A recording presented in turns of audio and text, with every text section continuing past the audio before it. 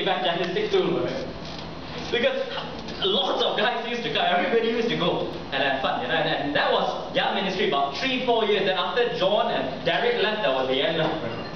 So I don't think we've had a boys retreat since 2004, And like I said, I think that was a really good idea. I mean, they use sports and fun stuff to really engage and become friends with a lot of people who would otherwise never ever associate themselves with CF or church or any Christian group. One of the things that I also appreciated about one of the batches, this was when John Chow was the president. John and Sushat, two of them were committee members. In fact, that's one of the things I remember. A lot of the committee members married each other. Not that I'm saying that you have to do it. Almost all of them, in fact, married each other. I think only 2 or 3, sort of married outside of the CF. I'm not sure whether there was a rule, Hey, nothing wrong, by the way. I married my, cell group member, right, from university, okay? The CF, the matchmaking function. No harm, you guys are not in school anymore, is it? Right? But the whole thing, yes, looking for life partners, please come. Next week we have 500 members. Fill in the application form, our computer matching system. Find your spiritual compatibility. You laugh, a lot of churches do that, right? Spiritual. Okay, but the idea here was, I remember that was it was an interesting committee. That when Xian Ling and John were the presidents, that was the first time we introduced the idea of a committee retreat, for example. First committee retreat was, I think, 2001. We went to Golden Sands in Port Dickson, 3 days. I remember that retreat because they planned everything, right? But they couldn't get the theme, alright? So the theme, they were thinking about the safety of the car, alright, on the way back to KL. Halfway through, they were still, as we were driving, they were still calling out, okay, why don't we call it this, why don't we do it that, And so it was an interesting group. Familiar. But one of the things I liked about that group was it was a very thoughtful group. It was a very, they were a group that really came to the core. They were always asking. I don't know, maybe it was just the nature of that group. People like Xian Ling and John and Derek and they were people who were thinkers and they gel very well with me. I mean, always thinking about how do we achieve this mission and vision. In fact, that group was so close that even after they graduated, for about 2003, 4, 5, they still wanted to support the CF. So we actually at that time started something called the Graduate Support Group for Health CF. And there were 15 of them meeting in my house. At that time I was living in Bangsa. They were all working adults, very tired. Friday night they would meet upstairs, in my hallway, and we would brainstorm, okay, how do we support CF better? And they even came up with a mentoring system called the MIT. I still remember, Ministry Internship Training. And each of them, they did a lot of work. I still have the folder somewhere in my office. Each of them, because we said, look, we want to mentor, Since CF is about preparing people for ministry, preparing them for their mission. So look, in the CF, you've got all your future church worship leaders and future preachers and pastors and people in prayer ministry. So they said, okay, we need to come up with something more formal. Just like a degree, you have got courses, isn't it? To pass your psychology degree or law degree or engineering, you have to sit for exams and do assignments. So they said, I think we should come up with something like that. So I said, okay, let's work on it together. So they actually devised one. Xian Ling did something on worship. So there's a worship course over 1 year, and students could sign up for this, and they were, in those days. We had about 20 students who signed up and said, okay, I want to do this training under you. And they used to meet with these graduates of mine once a month or whatever it is. Each month they'll be given a certain assignment. Some assignments were written assignments, essays, these guys are doing doctrine essays, write an essay on, looking at Psalms and what does it teach about worship. So they would write. And then other assignments, okay, you need to experience different forms of worship. So this next 8 weeks, you have to visit all of the following denomination groups to go and see what their worship service is like, to explore. Which is something that I always encourage. Because one of the things, of course, that makes your group interesting is that you're an interdenominational group, isn't it? I mean, all of you here are from, 20, 30, 50 different churches. We are not homogeneous, which is actually a strength. But, I was... So once in a while, I keep telling the committee members, but how come the worship is very homogeneous? Isn't this a fantastic opportunity to actually learn how to worship in different ways? And so one of the courses they had to go through was to go, very traditional church forms. traditional, more liturgical style. Whether it's the more traditional Anglican or Methodist churches where you're following an order of worship. And then you go to more orthodox, like, I was telling them about, like when you go to the Serbian or Croatian, these Eastern European Orthodox churches, they make use of all of the five senses in worship. Which is something that is unique to them. So you go in, you smell the incense, or something that they have, which is very traditional. This used to be exactly how temple worship used to be conducted in the times of David and so on. So you smell something, and then after that, of course, you sing. So that's something that is auditory, something that you touch.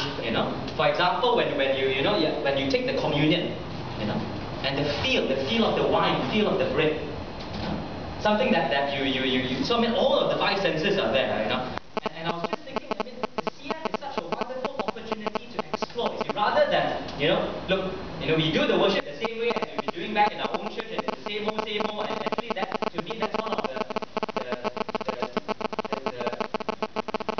concerns we have. The whole worship is as though all the churches want to do things the same way, rather than to embrace some diversity. That worship can be very loud, very exciting. Worship can be very quiet. Worship can be very sensorial. Worship doesn't even need to involve music sometimes.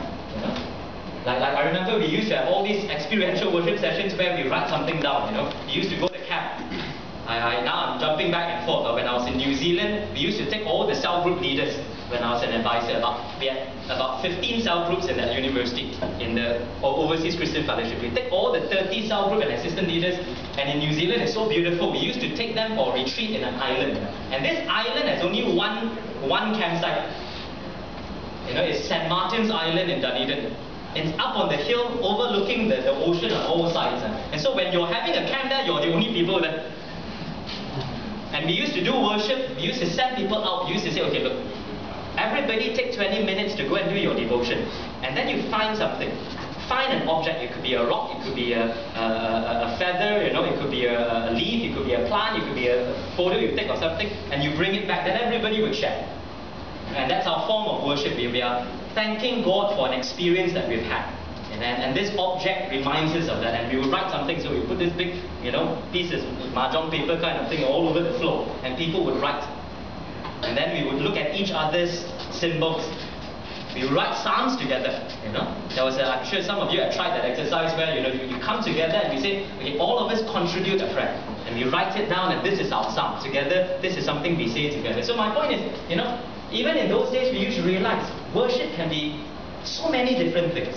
And in fact, it is actually only in an interdenominational organization like this that you probably have the freedom to explore different forms of worship.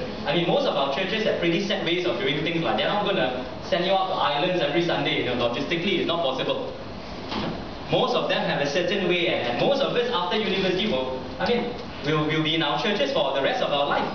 So these 3-4 years are actually opportunities where we can learn and appreciate each other's form of worship. Why? Because we believe, you can worship God in so many different ways, isn't it?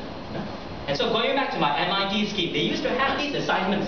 I remember I used to take the one on preaching, So about 4 or 5 students used to come and meet with me every month, and we sort of train them, prepare them to be, these are our teachers of God's word. And then, I'm happy to say 2 out of the 4 now are preachers in their churches. So they're speaking and preaching and talk, doing expositions from God's word. So I like that group. That group stayed. Now, of course, after 3-4 years, then they had children and they got married and they really didn't have time anymore. So they couldn't sustain that. And I told them, look, please, you guys are killing yourself. It's about time you guys go and commit yourself to church anyway. CF will take care of itself. You need to move on. And so they did. I remember also a group of young women, so not just the boys who were doing fun stuff. Actually both guys and girls, come to think of it. And this was with Alvin Joe and Xian Chun and Xian Ling, Xian Chun was one of the members of that group. She right now you can hear in BFM in the morning and Business FM. She's one of the interviewers there. And they decided they wanted something in dance. So they got together and said, look, we want to learn something about dance, but we don't want something too secular, this and that. So they actually got a teacher to come and give them lessons for about, 2-3 months. And they said, well, where do we perform? And so they said, okay, let's organize a dance performance. So they did it, they had beautiful programs that Xianling designed. Xianling now is, of course, with World Vision doing design. They designed a beautiful program. They invited who? Their parents, who were both Christian and non-Christian. They invited their friends. So special only by invitation. It was not a big poster, it wasn't hundreds of people. It was each dancer. There were 20 dancers there, and they did a whole repertoire, some solo dances, some, group dances, all kinds, interpretive dance. And each of them invited 5 or 10 special guests to just be there. And it was so beautifully done. Each piece, they themselves, they introduced, they explained the piece, then they danced, and it was done in our own exam center. Right now, it's a construction site, We used to have a pyramid library in the main block. Right now, there's this new batch of flats that are there. And so they did it there. It was an exam center, exam hall. Saturday, they did it, and I like the idea of this initiative. This idea of the Christian students coming together and saying, look, well, if nobody is doing it, let's do something together. This is something that was their dream. And it was guys as well. Guys were doing interpretive solo dancing. Not being ashamed of anything. They were saying, look, this is something we really want to try. Now, going back to that group, the other thing that I liked about that batch, I remember that from 2000 to 2005, they had a lot of innovations at that time, and one of the other things was they had a graduate group. So there's a group of them, they came to me and said, okay, there are about 15 of us who are graduating at the end of the year. And this is about 8 months' time, and we don't feel prepared, So what can we do? So we got them in touch with GCF, they gave them a guidebook, and so they started their own cell group for about to graduate people. And all of the work they did themselves.